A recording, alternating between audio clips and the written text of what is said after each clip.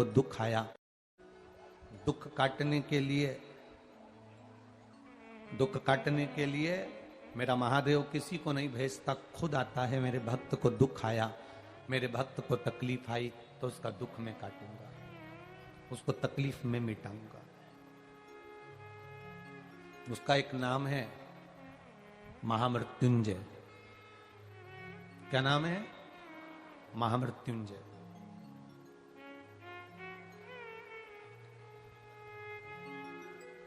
उसका एक नाम महामृत्युंजय है, जो मृत्यु पर विजय प्राप्त कर ले, जो मृत्यु को जीत ले। मौत सामने खड़ी हो, इधर यम के दूत खड़े हैं और इधर मेरा महादेव स्वयं खड़ा है। यम के दूतों की सामर्थ्यता नहीं कि महादेव के सामने अंदर प्रवेश कर जाए। कितना सुंदर कहा है। जब जिंदगी बहुत संघर्ष में चल रही हो, बहुत दुख का जीवन चल रहा हो, बहुत कष्ट का जीवन चल रहा हो, बहुत कष्टमय जीवन चल रहा हो, तब शमी के 5 पत्ते, शमी के 5 पत्ते एक दुर्वा के साथ,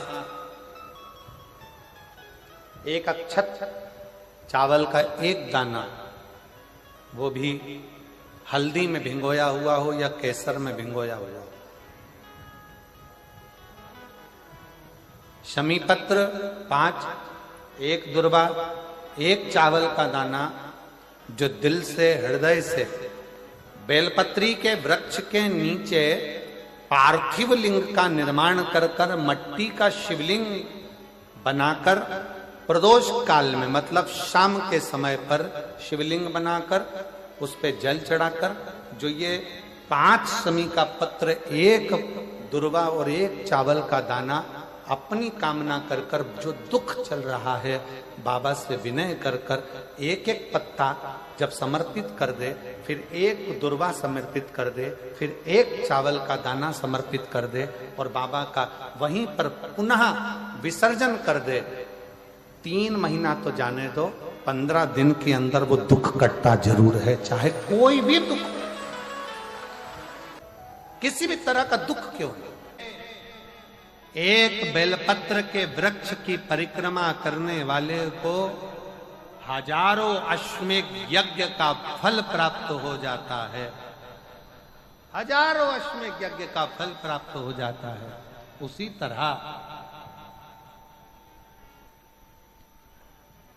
तरह एक पार्थिव लिंग का निर्माण करने वाले को, मिट्टी का शिवलिंग का निर्माण कर कर पूजन करने वालों को 12 ज्योतिर्लिंग के शिवलिंग के दर्शन का पुण्य फल प्राप्त। 2 जल व्यक्ति के जीवन को बदलते। कितने जल? जम के बोलो जरा। 2 जल। एक देवाधिदेव महादेव के लिए भरा गया 1 लोटा जल और दूसरा है स्वयं के लिए भरा गया 1 लोटा जल। यहां पर अगर बुजुर्ग मेरी माताएं बैठी होंगी, मेरी जीजियां बैठी हैं, मेरे जीजा बैठे हैं, बुजुर्ग जितनी माताएं बैठी हैं, वो पुराने समय का अगर लेख उठाकर देखेंगे तो पुराने समय के लोग भोजन करने बैठते थे ना, तो भोजन करने से पहले अपने पानी के लोटे को भरकर, अपना गिलास भरकर बैठते थे। किसी ने देखा है कि नहीं देखा? जम के बोलो जरा, देखा है आप लोगों ने? पुराने समय के लोग जब भोजन करने बैठते थे, पुराने समय के लोग जब भोजन करने बैठते थे तो अपना पानी का गिलास, अपना पानी का लोटा पहले भरकर, आसन लग जाता था, बहू आसन लगा देती थी, बहू खाना बना देती थी, घर की पत्नी खाना बना देती थी, भोजन बना देती थी, घर के लोग भोजन दे देते थे। थाली कोई भी लगा कर ला के दे, थाली कोई सजा कर ला कर दे, पर घर का जो व्यक्ति खाना खाने बैठता था, भोजन करने बैठता था, वो अपना पानी स्वयं भर कर बैठता।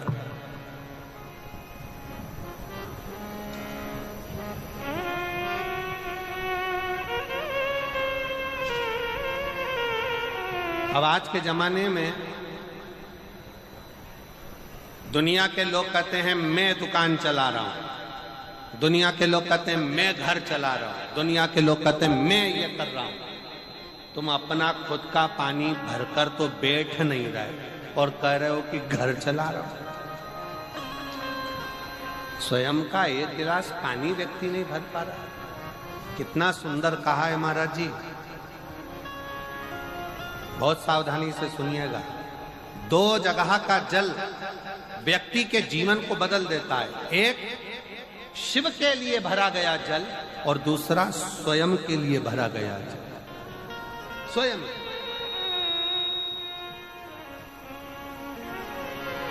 शंकर के मंदिर में जा रहे हो, एक लोटा जल अपने घर से भरकर लेकर चले जाओ और अपने घर में जब तुम भोजन करने बैठ रहे हो, जब तुम रोटी खाने बैठ रहे हो, भोजन करने बैठ रहे हो, भोजन ग्रहण करने बैठ रहे हो, जब तुम भोजन को ग्रहण करने के लिए बैठ रहे हो, तब अपने घर में जब तुम भोजन ग्रहण करने बैठ रहे हो तो एक लोटा जल या एक गिलास पानी भरकर बैठो।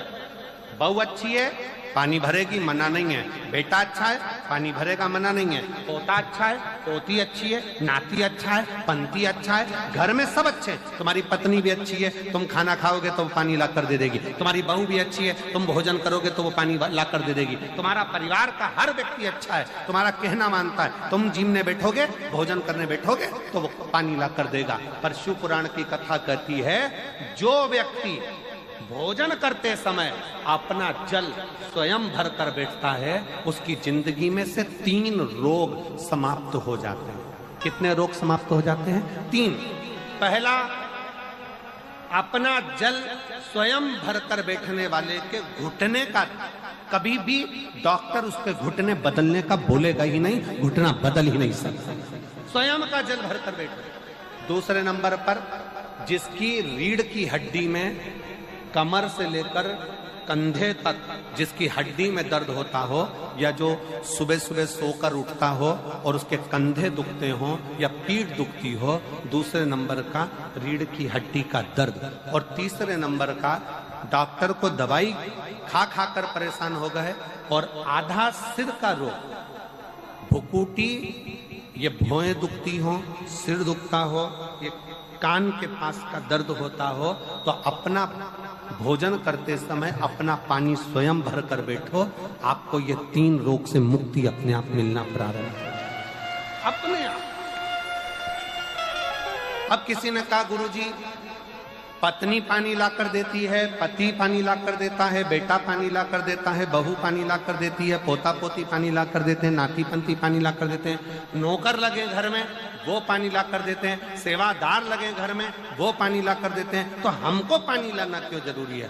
तो अग्नि पुराण में वर्णन आता है कि जो घर में पानी जिस मटके में भरते हो, जिस हंडे में भरते हो, जिस बाल्टी में भरते हो, जिस टंकी में पानी भरते हो, पीने का पानी जिस हंडे में, मटके में, बल्टोई में, जिस गगरे में तुम भरते हो, वो स्थान पितरों का स्थान रहता है। जब हम पानी भरकर भोजन करने बैठते हैं तो हमारे पितर भी उस स्थान पर आकर निश्चित जगह पर बैठते हैं, और जब हम भोजन ग्रहण करते हैं तो हमारे पितरों के भाव का आशीर्वाद हमारे ऊपर पड़ जाता है, जिससे हमारे 3 दर्द समाप्त हो।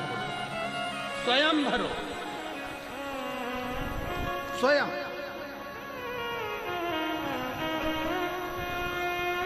अब आज का जमाना इतना विचित्र है कि नौकर चाकर, परिवार, घर इतना बड़ा हो गया। आज के जमाने में कोई सोफे पे से उठना पसंद नहीं करता, वहीं से आवाज लगा देते हैं, ला मेरा भोजन लगा दे, रोटी लाओ। रोटी आई तो मालूम पड़ा पानी ला कर रखा बहू ने। वो बहू ला देगी, बहुत अच्छी है, बहू बेकार नहीं है, बहुत अच्छी है, बेटी बहुत अच्छी है, ला देगी पानी, भोजन भी लाएगी, पानी भी लाएगी, सब कुछ लाएगी।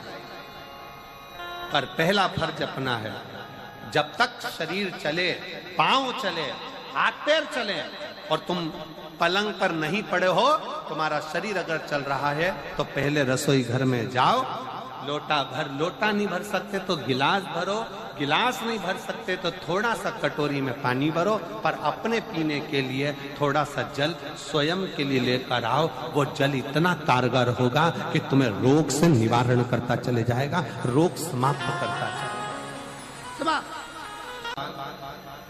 नंदी ने कही है,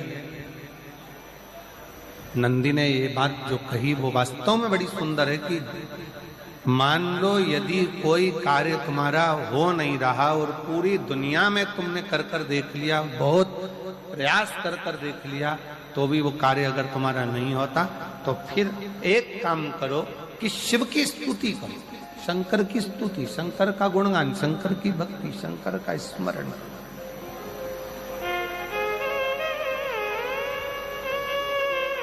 फिर शिव की स्तुति करिए, शंकर से विनय करिए, शंकर से निवेदन करिए, शंकर का गुणगान करिए।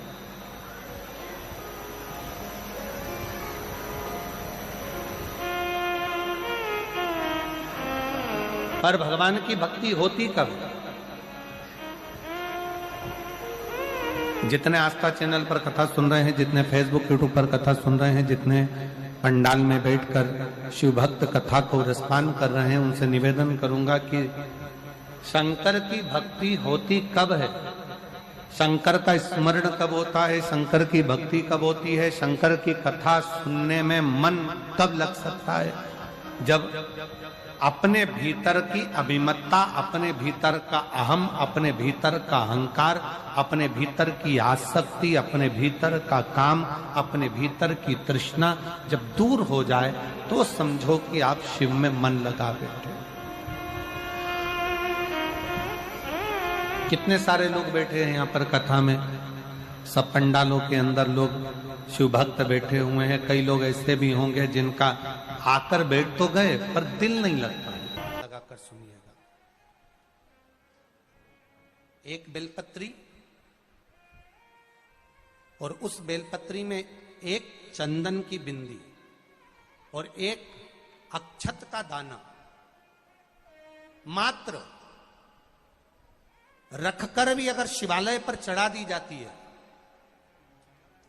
एक बेलपत्री, एक चंदन का बिंदी और चंदन, फिर निवेदन करेंगे आज के जमाने में तुम लोग सब घिसा घिसाया, पड़ा पड़ाया, डब्बी का सामान ले लेकर, वो नहीं, चंदन की मुठिया रखो, थोड़ा सा भी घिसो, जरा सा भी घिसो, उसकी एक बिंदी और एक चावल का दाना। जब हम भगवान देवाधिदेव महादेव को समर्पित करते हैं, अपनी कामना कर कर समर्पित करते हैं, तो निश्चितता है, पुराण की कथा कहती है शंकर भगवान उसका फल शीघ्र प्रदान कर देते हैं। भले आपने कुछ करा ना करा, उसका फल तुम्हें मिल जाता। में जाना, लोटा भरकर जल समर्पित करना, और कभी तुम्हारे जीवन में अगर तुमको लग रहा है कि मैं दुखों से पीछा छूट ही नहीं रहा, तब उस जगह पर बेलपत्री के मध्य भाग में पीला चंदन, ये जो पत्ती है और ये दो पत्ती हैं, ये बड़ी पत्ती और ये बीच की जो दो पत्ती हैं, इसके बीच में जो डंडी का भाग रहता है, जो बीच में डंडी का जो भाग है, बड़ी पत्ती और ये दो छोटी पत्ती के मध्य में जो डंडी का भाग है, उस डंडी के भाग में पीला चंदन और एक अक्षत पीला।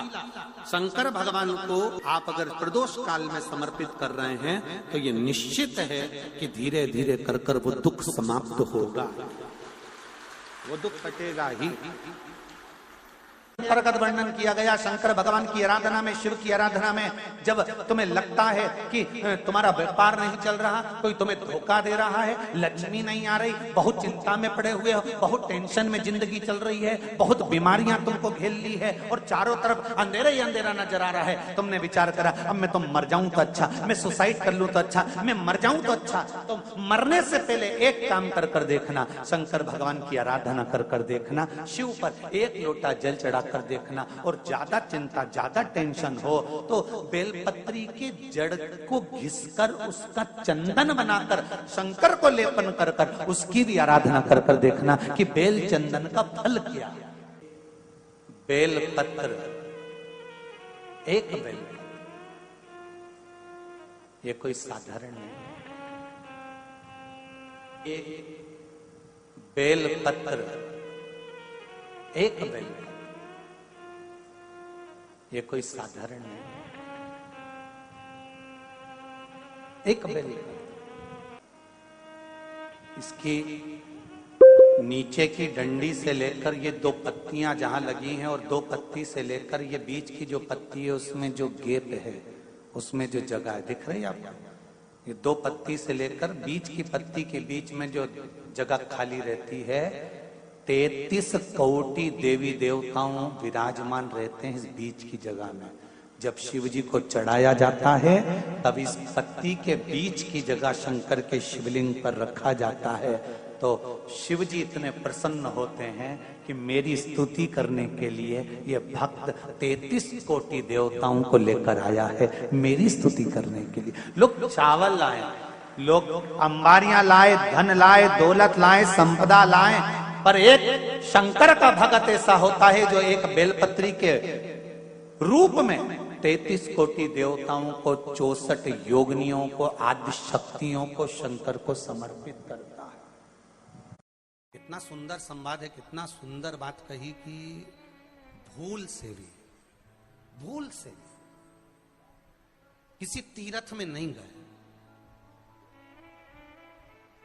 कहीं हमने गौदान नहीं करा, कहीं हम किसी तीर्थ में नहीं गए, हमने कहीं गौदान नहीं करा, हमने कहीं ब्राह्मण भोजन नहीं कराया, हम कहीं गंगा यमुना कावेरी सरस्वती नर्मदा छिपरा पुण्यवान नदी में हम स्नान नहीं कर पाए। शिव महापुराण की कथा कहती है भूलवश भी अगर पिपलेश्वर या बटकेश्वर किसी शिवालय पर भूल से भी अगर 1 लोटा जल चढ़ जाता है तो देव अधिदेव महादेव सारे तीर्थों का फल अपने आप प्रदान कर देते हैं। भूल से भी चढ़ गए।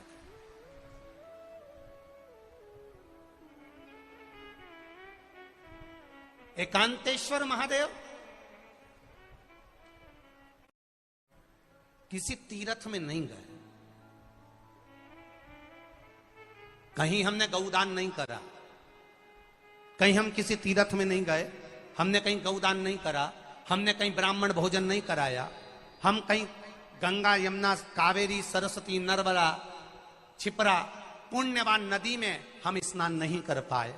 शिव महापुराण की कथा कहती है भूलवश भी अगर पिपलेश्वर या बटकेश्वर किसी शिवालय पर भूल से भी अगर 1 लोटा जल चढ़ जाता है तो देव अधिदेव महादेव सारे तीर्थों का फल अपने आप प्रदान कर देते हैं। भूल से भी चढ़ गए।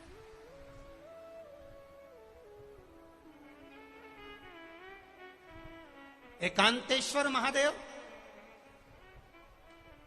जो कि एकांत में बैठा हुआ है, एकांतेश्वर महादेव अकेला बैठा है अलमस्त होकर।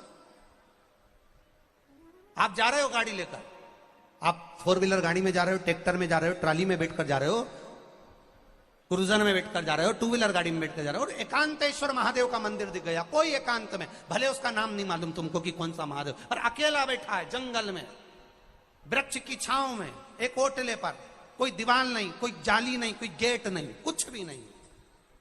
ये शिव मंदिर में जाकर 1 लोटा जल समर्पित करती थी। और शास्त्र कहता है कि शंकर के मंदिर में अगर 1 लोटा जल कोई एक परिवार का व्यक्ति भी समर्पित कर रहा है तो समझ लेना कि वो अपनी 71 पीढ़ी को पार लगा रहा है। वो अकेला नहीं, 71 पीढ़ी को पार लगा रहा है। शिव महापुराण की कथा कहती है जब बच्चा गर्भ में आता है, माता के गर्भ में जब संतान आती है और माता के गर्भ में जब संतान रहती है, उस 9 महीने में स्त्री नारी अगर कहीं शंकर के मंदिर के सामने से निकल जाए या शिवालय का जल स्त्री को मिला हो या शंकर भगवान का कोई प्रसाद या शंकर भगवान का कोई नाम जाप या शंकर भगवान का कोई मंत्र जाप उस स्त्री के कानों में पहुंच जाए तो जो गर्भ में बच्चा होता है वो बच्चा शंकर की कथा तक या शिवालय तक उसको बिना बोले ही वो अपने आप चला ही जाता है, पहुंच ही जाता है। उस गर्भ में रहने वाले बच्चे को भगवान शंकर के मंदिर के सामने से भी कोई गर्भवती स्त्री निकल कर चली जाती है तो उसका भी फल उसको प्राप्त हो जाता है। उसका भी फल उसको प्राप्त हो जाता, और वो फल साधारण नहीं होता। कितना सुंदर कहा है।